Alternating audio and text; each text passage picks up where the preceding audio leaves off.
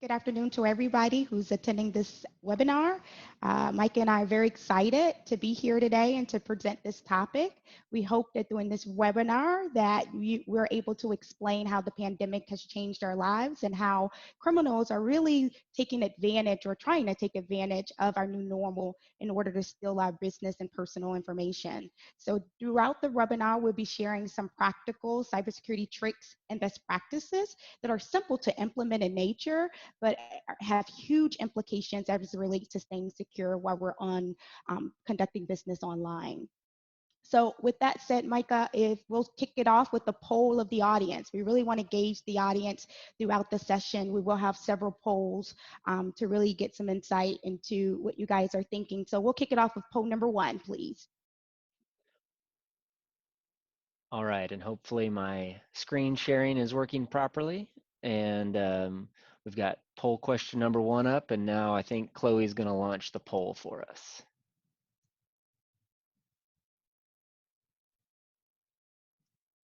Okay.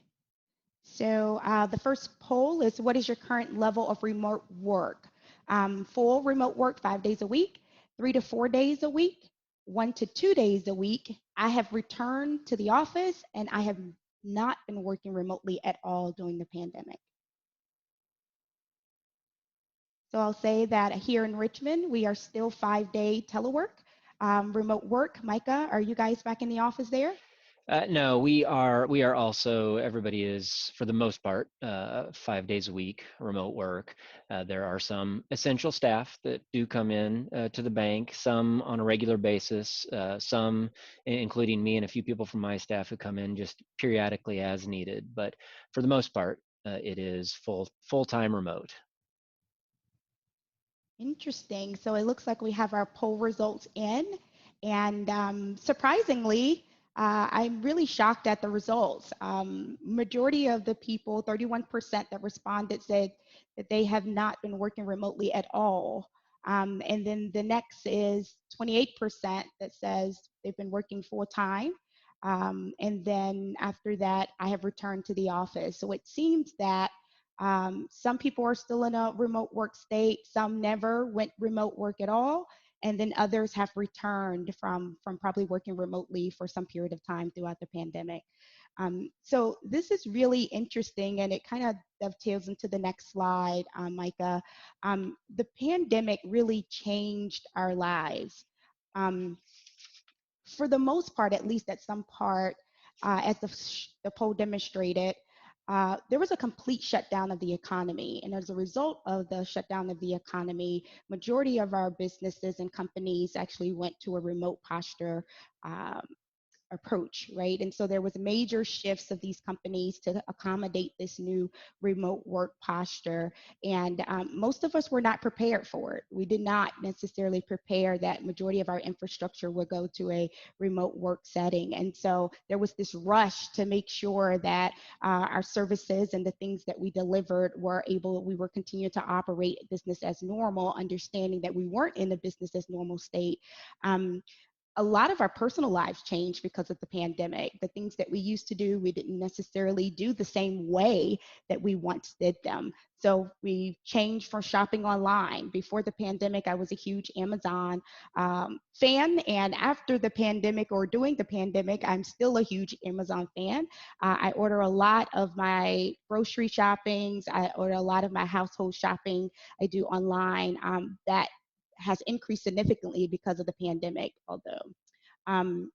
The other thing that I would say is our shopping habits really changed. Before, we would go to the grocery store and we would, shop in the grocery store, and now we're utilizing applications and services such as Instacart to really deliver groceries to my home. We're not eating at restaurants. Restaurants were kind of shut down for the most part. And so we were ordering food and having food delivered to our homes using applications such as DoorDash. And so our way of living really shifted because of the pandemic. Even our entertainment changed, right? From now we're trying to incorporate virtual parties into our social lives where we can't interact with our friends and our families like we used to. So we're giving a more online presence into that just normal work way of working that we normally would do in interactions with our families and friends. We do live streaming parties and plays now, right? These resources are available to us when one time before we'd had to actually go to an arena to attend these plays and live streams. And also we're doing health and fitness things remotely now. My son, he's in karate, and so they have online classes where they're streaming the sessions using Zoom and Facebook Live to do their karate sessions. Micah, any thoughts on how this has really changed in your world? Well, you make a lot of great points, and I think a lot of things that people can relate to, Alicia. In addition to a service like Instacart, which has grown rapidly, I've been impressed with what the local businesses have done. Just the grocery stores, some of the grocery stores in our area, before all of this, they had a certain level of an offering for remote shopping and pickup and delivery, and they have really ramped up, and now Mm-hmm. they're full. I mean, they've got dedicated employees to have a system that they provide where people can do the pickup and the delivery. They really they really, it was just amazing how they ramped it up. And I saw a lot of restaurants that were able to adjust and create the ability for people to do the remote pickup. They turned their parking lots into 3-lane drive-throughs for either the DoorDash or the people who wanted to come pick it up. I know one restaurant, they converted a fixed window into a window that opens so that they could do delivery for pickup that people wanted to do. I was just amazed by the resilience of local businesses and how they kept things moving because they needed to and they had to. Yeah, that's a great point. I think one of the restaurants that I think is an innovator in this space for sure is Chick-fil-A. I love Chick-fil-A, and my family loves Chick-fil-A, and the way that Chick-fil-A really changed their setup in general, right, was just amazing. And to be able to deliver that excellent service still was fantastic. Totally agree with that. Absolutely. Yeah. I think Chick-fil-A could be in charge of a lot and get a lot of things worked out. They did an Yeah. amazing job with that. Yeah. You mentioned kids events, and yeah, our the way we do karate has changed. They converted it to family sessions, and then once it opened up a little more, small group sessions with smaller groups of people. The way we do scouting changed significantly. Zoom meetings and outdoor socially distanced activities, all of those things. And the other thing you mentioned, my last comment on this was, you mentioned we weren't really expecting this to, we weren't expecting this at all. And I think the thing that hit home for me with that so big was, I have been back in the office 3 or 4 times, and the first time I came back in, it was kind of like a time capsule from March. There were still March Madness posters up, and other things that indicated, man, we really thought we were going to be back in a couple weeks. So that Yeah. was very interesting. Yeah, I think I have not went back to the office yet, but I do have some colleagues that have went back into the office, and just the setup of the office in general and the placements of, the 6 feet apart and the being able to get into the elevators and what that maximum capacity could hold, ensuring that we're staying a safe distance from each other also plays a part in that, right? So this is the culture. The culture really changed because of the pandemic, and it affected all of us in some capacity, in some way, and the loved ones um, that we relate to as well. Yep. So, if we can move on to the next one, there's another poll question.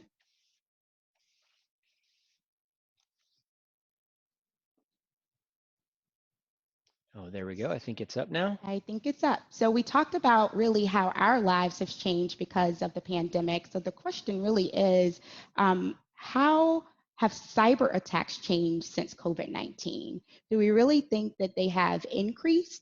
Do we think that they have decreased? Or they've stayed relatively the same? Or do you feel like you just don't know how the environment has really changed? I'm interested to see the audience response on this one for sure, because as we've been talking about, so many things changed, so many things had to stop or slow down, but at the same time, life had to go on at some capacity. So I'm interested to see what folks think here.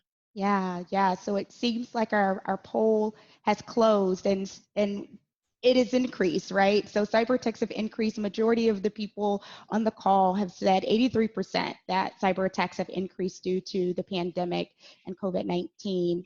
And those who voted cyber attacks have increased are absolutely spot on, right? And so we can go to the next slide.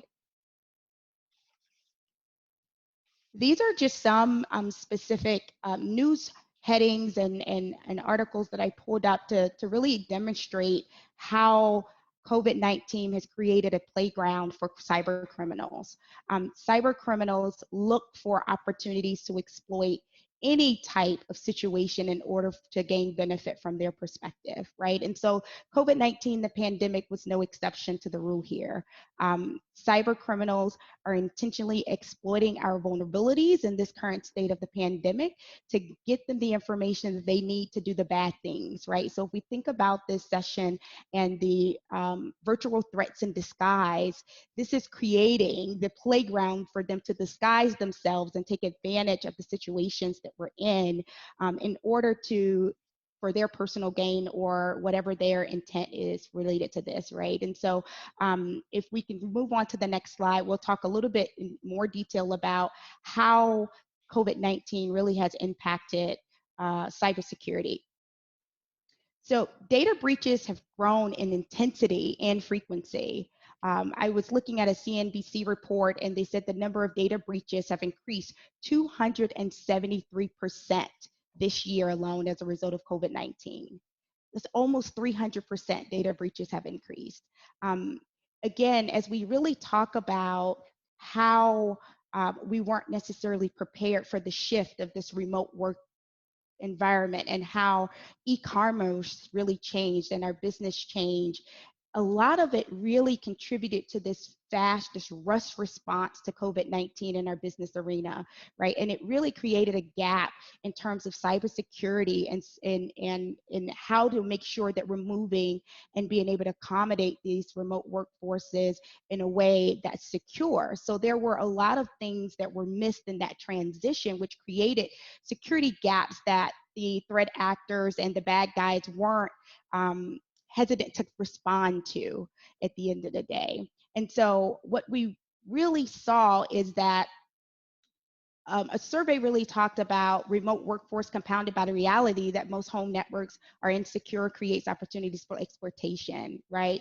This rush, this push to get everything working to be able to accommodate in this new normal. There were vulnerabilities that were overlooked, security things that were overlooked and therefore exploited by the bad guys. There was another survey that really talked about after the pandemic that still the number of people that are going to do remote work is still going to be higher than it was pre-pandemic. It's going to increase about 20%. So when we all get back to normal, the new normal for a lot of us is still going to be in this remote posture. So it's important for us to ensure that we have these practical tips and tricks to be able to protect ourselves continually throughout this process.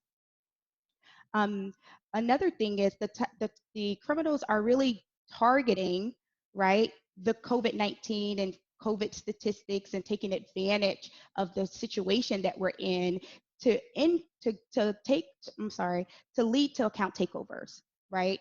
And so they're basically looking for you to be emotional and to respond to emails and to text messages related to accounts, and your data may be exploited. So please log into this account and enter your password and enter your bank account in order to receive your stimulus checks or whatever that may be, right? So really be on the lookout for some of those things because they are creating targeted campaigns to take advantage of this COVID-19 situation. And Micah is going to talk about some tips around that a little later in the presentation.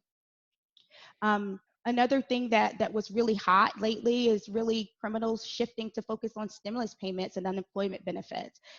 The employment rate is humongous these days, right? There are about 60 million people that are on unemployment right now. And so they're taking advantage of the current state that we're in order to exploit you and exploit the situation for their gain again. So, Micah, any thoughts that you have related to that? Yeah. Thanks for asking. Yeah, there were a couple things I was gonna just maybe cover a little bit on. One of the main reasons that we say, or the survey says that in general, most home networks are considered insecure by default. Most of your devices on your home network are able to talk and communicate freely with each other. So you may have your computers, your tablets, your phones, your refrigerators, your smart devices, all of that stuff. And unless you have specifically done something to change that, they can probably all talk to each other and communicate to each other because there's not any kind of separation usually by default. And so if one of those devices were to be compromised, then that could give them access to the other devices on the home network. So, we're going to go into tips and tricks later, but just the little tip and trick there would be some of your default internet service providers have the ability for you to create separate networks. A lot of times they'll call them a guest network, or in some cases they'll call them a VLAN. That's pretty technical, so it's usually more like a guest network where you can put some of your devices on there and keep them separate from your computing devices that you are a little more sensitive. So that would be the one tip there to look into that. And then, the other item I was going to mention on your last bullet there, you're absolutely right. That's where they're shifting their focus on those stimulus payments, unemployment, other kinds of benefits, even banking credentials or credit cards. And one thing that we've seen, there's a piece of malware that's been around for a while. It's got several names, but it's most commonly known as Emotet. And if you haven't heard of it, that's okay, but it's an older one, but it has started to appear more and come back recently because it does focus on banking credentials, credit card payments, and other things like that. And with the increase in shopping online and the remote posture and all of that, it has seen a rise. So you're exactly right on your last bullet there. They are starting to focus more on that. Yeah, and one of the tactics that they're using to get that information is phishing, right? It's the most prevalent attack mechanism that they're taking to get this information. And phishing is really a tactic they use to that really involves sending emails or text message pretending to be a reputable company or someone that you know in order to capture and get you to divulge your personal information, whether that's bank account information, your credit card number, whether that's a login or password. And so just keeping your eye out on for how they're getting that information as well is pretty important. So being vigilant when it relates to emails and text messages and making sure that when we are receiving an email that we're doing our due diligence to validate that that email is a valid email. Very good point. Absolutely. Yep. We'll move on to the next slide. Okay. So we'll go into another poll, and the poll is, what is the weakest link in cybersecurity? From your perspective, what is the weakest link in cybersecurity? Is it weak encryption? Is it humans? Is it short passwords or security? Alicia, when I when I think of this question and I hear weakest link, I think of that game show that they've Yeah, that they've brought back. I guess there's a new version of it or something. I haven't watched the reboot, but I used to watch the old one, so I've been meaning to watch the new one. new one is pretty good too. So we have some cybersecurity experts here on this call. Majority of the people that responded said that humans, 97% said that humans were the weakest link in cybersecurity. Only 1% said weak encryption. Only 1% says short passwords, and 1% says computers. You're absolutely spot on here. Humans are the weakest link. We can have a lot of the technology, we can have a lot of the technical controls to prevent things from happening, but we are only as strong as our weakest links. And because of human error and the fact that we're prone to want to do good, right? The bad guys and the actors and the zombies take advantage of our human state, and they try to exploit that for their gain, as we mentioned before. So we are the weakest link, and we need to make sure that we're doing our due diligence to stay safe. And so I'll turn it over to Micah to really talk about some specific tips and tricks to keep us safe while we're doing our work online, whether personal or business. Thanks, Alicia. Yeah, you took the words out of my mouth on the poll question here before I switch over to my next slide. It is. It's human nature to be helpful and nice, and that's one of the things that they prey on, and why we do sometimes say humans are the weakest link when it comes to cybersecurity. I do also sometimes like to turn that question on its head and say that humans are also our first line of defense. Yes. So they're our first line of defense, and they are our human firewall. So you can strengthen that line of defense, and you can strengthen being that human firewall through education and awareness, and by just making yourself aware of what's going on and attending things like this. So kudos to everyone that's here to try to learn more about that and strengthen that front line of defense and that human firewall. So as we get into some of the tips and tricks, we've got a few different slides here. And on this first one, I want to talk about a basic one that is really just about downloading all of the latest updates for your devices, whether that's for your antivirus and anti-malware products, but also for your operating system, which Windows if you're a Windows person, or Macintosh if you're Mac, making sure that you've got the latest updates there. Most of these things nowadays are automated, so on one hand it's going to happen for you in the background, but I would like to just caution everybody that not everything is. So you want to make sure that it is turned on to be automatic, or that if you find something that's not, that you've gone and you do it manually. Some people do prefer to do those manually, and that's okay. But just make sure that you're doing that, and on a regular basis. And it's not just your PCs, it's also our phones and our tablets, and also the software. So not just the operating system like Windows or Macintosh, but the software that you've got installed. One thing that comes to mind is the Adobe products.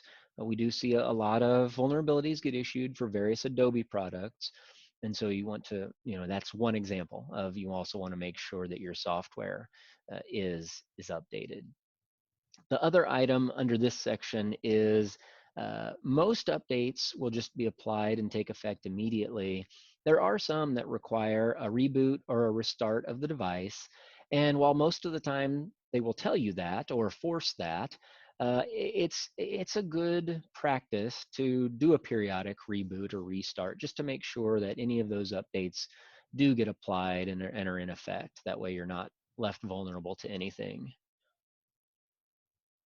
Yeah, so Micah, I would say here that a lot of times when we do have the option to delay, right, delay the patches and applying the patches, especially when we can set them ourselves on our personal devices, that we don't continuously delay them, and delay them until they're never applied, right? It's very important that we update those devices, because those patches really do address security vulnerabilities at times that can create and render your device susceptible to any type of attack.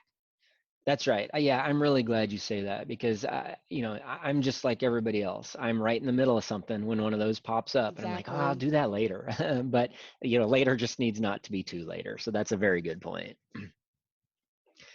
Our next item is about VPNs, virtual private networks, and this is something that creates an encrypted communication path between your device and your company's network.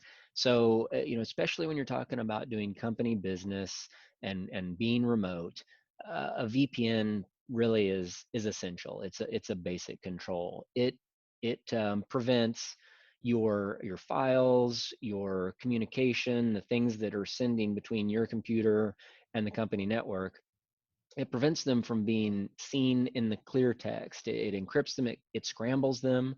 So if somebody were to somehow be able to view that, it would be gibberish for them. So when you're talking about conducting company business, that's really a must. And I don't know too many companies these days that don't have something like that in place. There are also personal VPN options for those that want to use a VPN to encrypt their personal traffic when they're working on the internet. There's a lot of debate about whether or not that is necessary or required, and there are a lot of different options out there. I do not have one that I recommend. It really would depend on what you need. There are different, each of them will list their features and functionality that they have and what they provide. There are free ones, there are paid ones. I think if it's something that you think you're interested in, the best advice I could give you is just go do some research and go look for what they first of all look at what services they provide and if that meets what you're trying to do, and then look at the reputation of the company and things like that before you would pick one for personal use. Next item that I've got here is, going back to the mobile form factor. We're using phones and tablets more and more, and you've got your apps that you've got on your phone, and we want to make sure that those apps are legitimate because malicious apps and lookalike apps are common. The main basic recommendation is to only get apps from the Apple Store if you're an iPhone user or an Apple product user, or the Google Play Store if you're an Android user. Those are the, I guess, official sources for apps for those platforms. And they do a certain amount of vetting for the apps that are put into those stores. Uh, I will say that doesn't mean that malicious apps don't ever get in there. They do. So you will. There are cases of malicious apps getting in App Store, the Apple Store, and the Android Play Store. However, they have vetted them, and they do watch for those and try to get them taken down as quickly as possible. So you've got, you're better off looking in there than saying looking somewhere else, downloading it from the internet and trying to load it on your phone that way. Um, the other item I was going to say there is that you can look for a few different things when you're looking at an app. One thing is the permissions that it's requesting. So if it's a game that you're wanting to play, I don't know, a golf game or a block breaker game or whatever, but it's asking for access to all the contacts on your phone, that's probably not appropriate. It's probably unnecessary. I would shy away from an example like that. And when you go into the App Store, you can open up that app and you can see what permissions it's requesting before you download it. Two other items I will typically look for would be the number of downloads. Is it a couple dozen or is it a couple million? That at least tells you that it's been around and how many users it has. And then the other item I commonly look at is the developer or the company that has the app out there. Is it a single developer that doesn't really have any other apps and you don't know anything about them, you can't find anything about them? Or is it in a kind of an established company with multiple apps and you can go visit their website and learn more about them and get a better feel for that they're producing legitimate applications? Alicia, I don't know if you've got any other tips or anything around that. Yeah, I think you covered it. I think the permissions and the number of downloads are the other two things that I typically look for before I download a specific app. I also go to Google.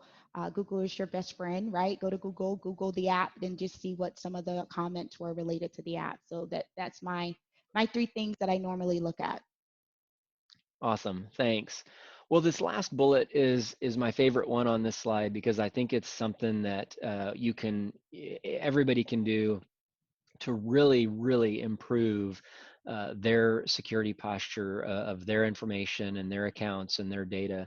And that's the use of what we call either two-factor or multi-factor authentication when it's available.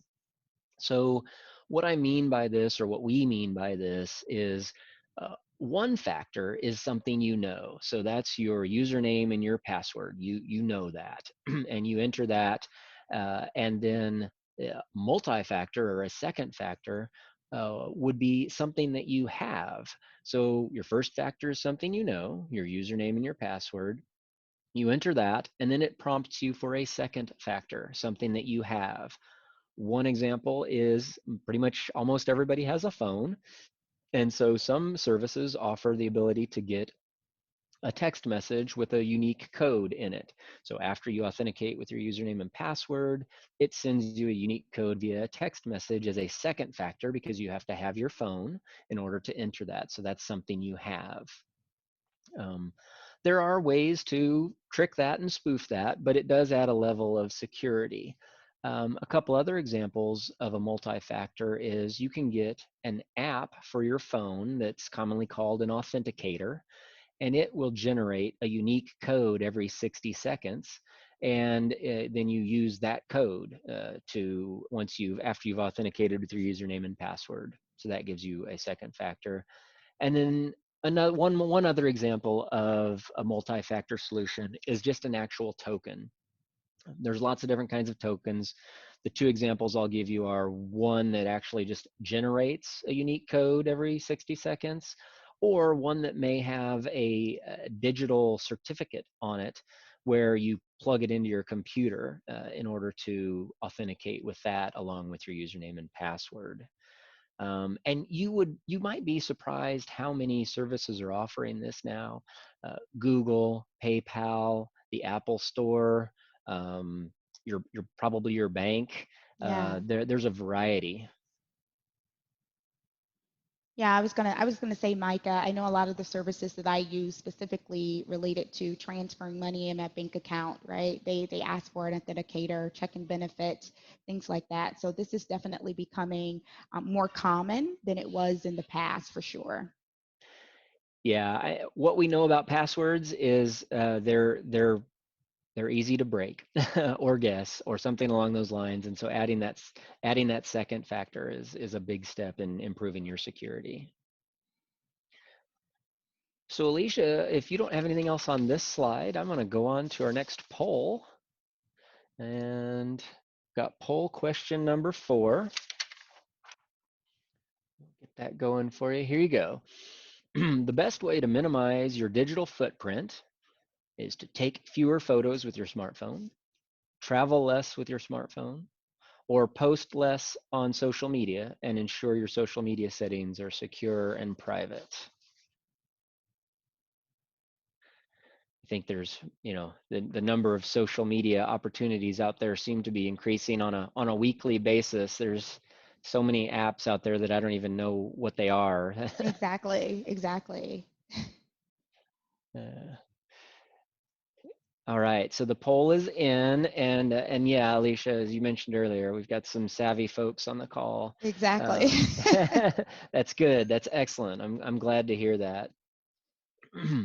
So, that'll take us right into our next set of tips and tricks. And this first one is a follow-on to the last slide. I absolutely encourage multi-factor wherever possible.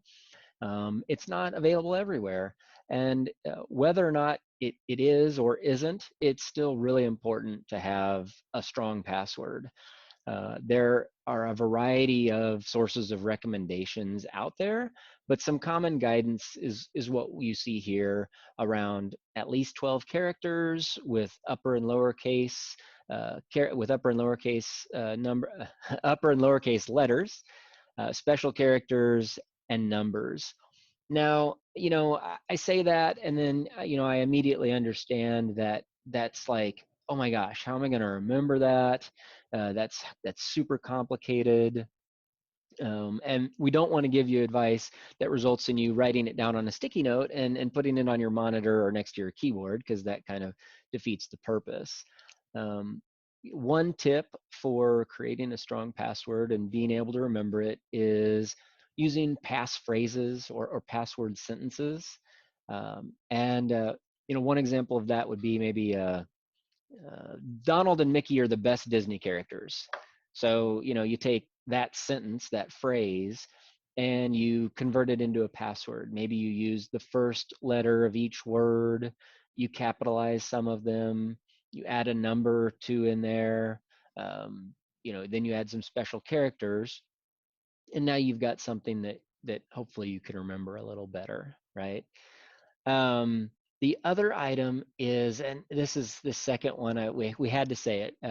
We know it's hard to have, so every every site wants a password, right? It's super tempting to reuse passwords, but that is, we know, one of the attack methods that are used by the ghouls and the goblins that we're talking about, right? So once they get one password, they will and they know it's successful, they will try that same password for your accounts on various sites of yours. And so you can minimize the impact that would have if your accounts were compromised by having separate passwords. The third bullet here, hopefully, is a tip and trick that will help with the first two. So we definitely recommend using secure password managers or password vaults when possible. There are a lot out there, so that's going to help you not have to remember them, right? You just need to remember the one, and it's hopefully also going to help you not reuse them, since you can just generate them and store them inside of the tool.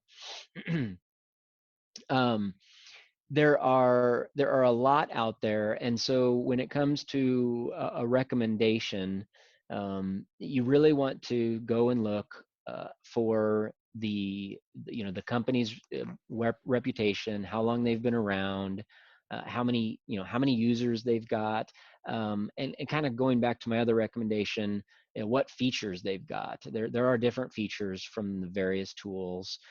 I personally, I use one that stores the file locally on my machine and doesn't store it in the cloud, but there are some that do have it in the cloud that are reputable. We definitely do recommend those. Those will help you generate and maintain secure passwords for sure. Alicia, did you have anything you wanted to add to that section?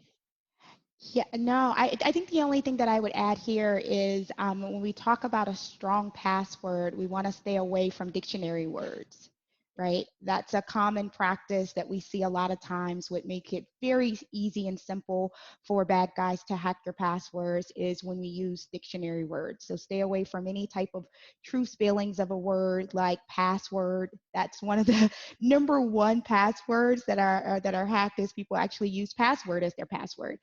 So if we can stay away from those dictionary words and use the password phrases where multi-factor authentication is not available, I think that's the key here.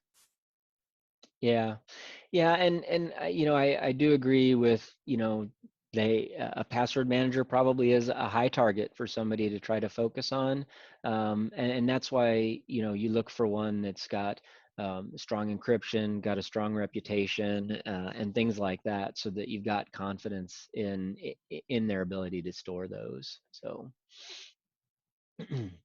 The next item we've got here is your social media settings and making sure that they're secure and private. We talked about social media a little bit earlier, and I know I personally am not an A-list celebrity that needs just anybody everywhere to be able to follow me. So for my social media settings, I've got them limited to folks that I approve or folks that I allow to follow me. I don't have my settings public, so my posts aren't public, my location isn't public, um, and I don't post things about where I'm at or where I'm going to be at the time. I may go back and post something afterwards, but not while I'm, say, on vacation or things like that. There's a trend I see in social media around the lists. So, hey everybody, tell me what your 5 favorite bands were, or what's your favorite this or that. And those on the surface probably seem harmless and fun and interesting and entertaining. But when I look at them, a lot of them are things that most people would use in their security questions, or potentially to compose their passwords, things like that. And we do know social media is where the attackers go to harvest information, personal information, to try to replicate your identity, or steal your identity or your credentials or something along those lines. Yeah, Micah, Um, so I don't remember if you remember this TV show. It was on CBS or NBC, but it was a game show where they would give someone like 24 hours to kind of disappear, and it was called the Hunt, I believe, right? And so they would try to oh, figure out where they are. The first thing that they would go to find these people that are kind of on a run, and if they're not able to be found within 48 hours, they would win this money, is their social media accounts. And they yeah. would look through their social media accounts and they would see their friends and their past posts.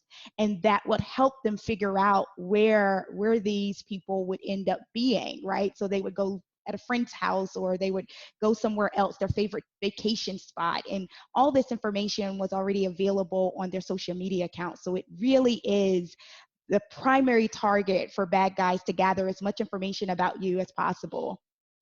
Yeah, that's a good point. No, I did not remember that. That's a good point.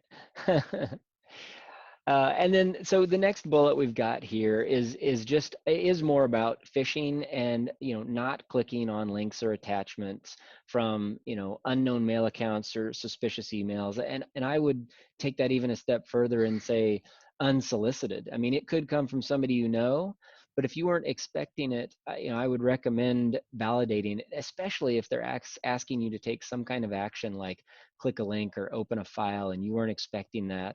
And if they've put some kind of sense of urgency in it, um, I would recommend reaching out to them in another way to kind of validate. If they email you, text them. If they text you, call them and just say, hey, do you really need this? Or do you really need, is this legitimately you? And unfortunately, you find sometimes it's not, because their account has been compromised.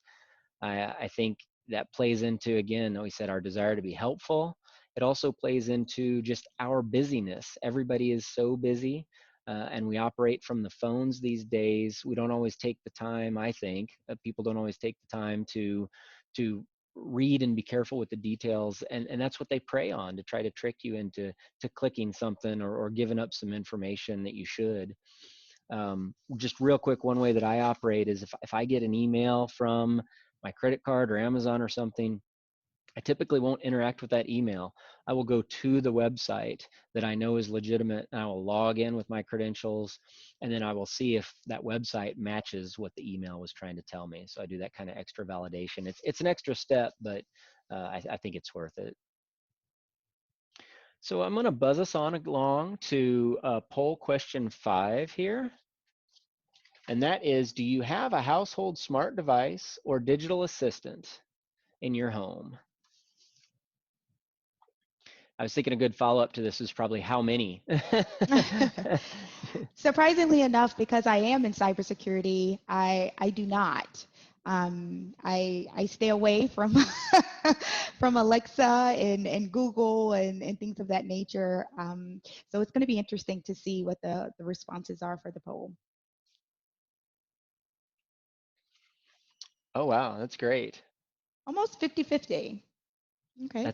Yeah. So that's really interesting, split. So yeah, thank you very much. Yeah, no, I try to keep mine to a minimum. I've only got a couple smart devices that are practical. One's a water monitor, and one's something else. But I don't. Even though I love gadgets, But for the same reason, just being in cybersecurity, I don't go overboard on them. And we recently got, a new internet router home system, which has some smart features enabled, but they're muted pretty much all the time. So um, yeah, so we move on to our next set of tips and tricks, and this is really being aware of your surroundings, especially if you're conducting sensitive business at home. Many of these smart assistants have the ability to flip a switch to mute them or to disable them for a period of time. They're so easily enabled, or some of them are just listening all the time, that especially if you're conducting sensitive business, we do recommend disabling those during that time. And then the next item is around collaboration and video, configuring those securely. With the remote posture, we're all doing video these days. And so configuring those video meetings for securely, making sure someone has to either enter a passcode to get in, or that they've got to be put in a waiting room initially until you authorize them, so you know who's coming into your meeting, especially if it's discussing sensitive business. um, and then, the other tip I wanted to give you was, they also usually, you can control who has the ability to record. So depending on the topic, you may not want anybody to record that, or you may want to know who can record it. So making sure you've got those settings in place.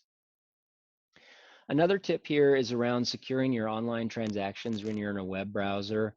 And this one's really making sure you're in a secure encrypted website by looking at the URL, the address, and making sure that that HTTPS for secure is in the address. That indicates that it's encrypted and scrambled, like we talked about earlier.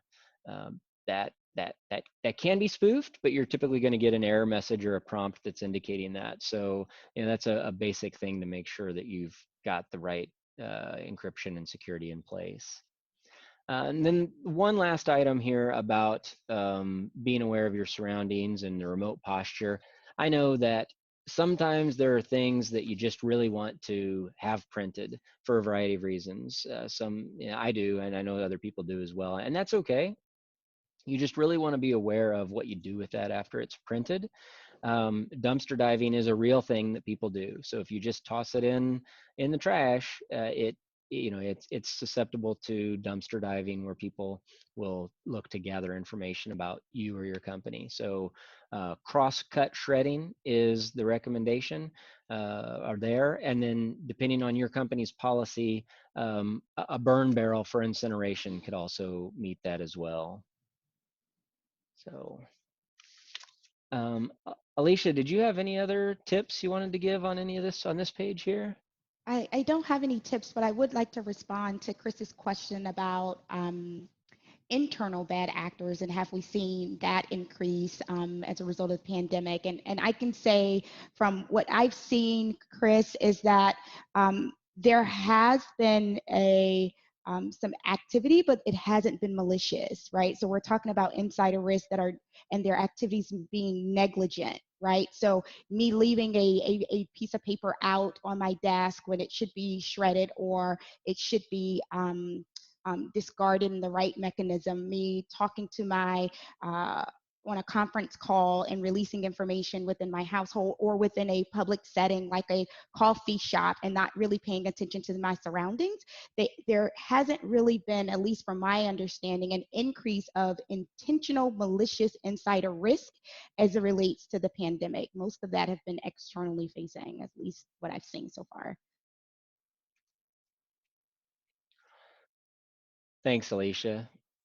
So, Chloe, I know we're running a little long, and I apologize to you and all the participants, but I'll turn it back over to you. Yeah, absolutely. Well, I think we have time. We'll just add one more question. I did see if you recommend disabling smartphone assistants on your phone, such as Siri and Google Assistant. Yeah, personally, I have mine set up to where I have to press a button to enable it. So I like being able to use it, but I want to have to press a button or tap a button on the screen to be able to enable it, as opposed to it just listening with a particular command. That's my personal opinion. And I would echo that exactly, that same sentiments here. I disable mine, and I'm proactive in enabling when needed. I also disable my location on my smartphone when I don't need it as well.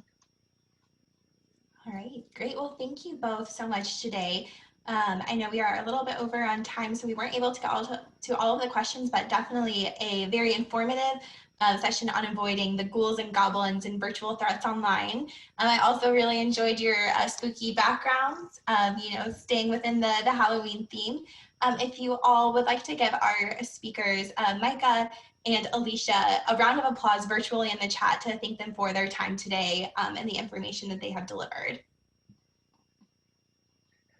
All right, thank you both so much. And in the next few days, I'll tell the participants that you'll receive a survey asking for feedback. So please let us know your thoughts on today's webinar so we can continue to bring topics of interest to you. And stay tuned for our upcoming webinar, an economic outlook over the next few weeks. And feel free to share these webinars with your colleagues and networks. So on the behalf of the Federal Reserve Bank of Kansas City and Federal Reserve Bank of Richmond, we'd like to wish you safe online practices and enjoy the rest of your week. Thank you, everybody. It was great fun. Thank you so much. Yes, thank you so much for your time.